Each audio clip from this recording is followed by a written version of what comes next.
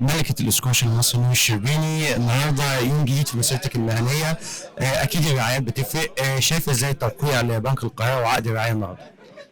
مبسوطة جدًا طبعًا إن أنا جزء صغير من المؤسسة الكبيرة ديّة، وأنا كنور بقى لي 3 سنين مع البنك، يعني النهارده جايين نحتفل بعقود رياضيين تانيين بس وعقدي أنا كمان، بس أنا بقى لي 3 سنين، فمبسوطة جدًا إن أنا معاهم بقى لي ال3 سنين دول، وفخورة إن في مؤسسة بتقدر إن هي تقدّر وتهتم بمشاوير الرياضيين، وقدرت إن هي تكبّر المجموعة أكتر وتهتم أكتر بالرياضيين أكتر يعني. أنا شايفة إن هي فرقت جدًا، وهي من أهم الحاجات لأي رياضي بالذات اللعب الفردية، وبالذات إن نتائج اللعب الفردية كانت كويسة جدًا الفترة اللي فاتت، وكان كل اللعب الفردية عاملة نتائج كويسة، فكانت تستحق إن هي يبقى في حد بيهتم بيها، والرعاية نفسها بتبقى حاجة مهمة جدًا، جدًا، لإن في حاجات كتيرة جدًا بتحصل الناس مش عارفاها ومش حاساها، فأي حاجة أو أي دعم بيبقى مهم وبيأثّر يعني. لسه إحنا في نُص السيزون، فأنا عندي بطولات كتير، يعني من أول شهر 3 عندي كل أسبوعين بطولة لحد شهر 6،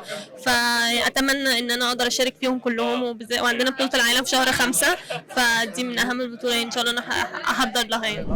والله هو في كتير أوي، هو يعني في منافسين كتير جدًا موجودين من زمان جدًا، ف فيعني دلوقتي إحنا المصريين أكتر، بس هُم لسه موجودين ومهتمين وموجودين يعني كلّهم.